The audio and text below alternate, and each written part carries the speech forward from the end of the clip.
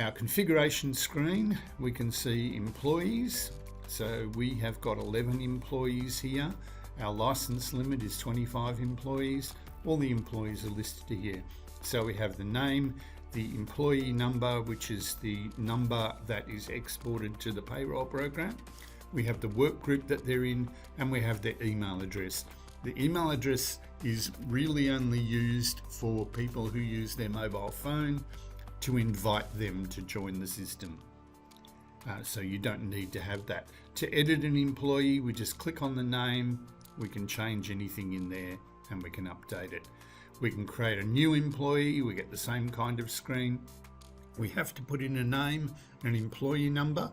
We don't necessarily need to put an email there, and we can set the work group. If there were multiple work groups defined, we could set them here, we could choose from them here, and then click on the create button to create a new employee.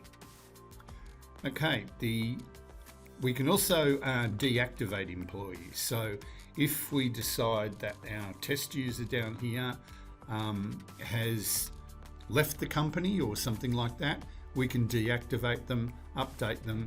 They will then disappear from this list and they won't appear in reports and things anymore.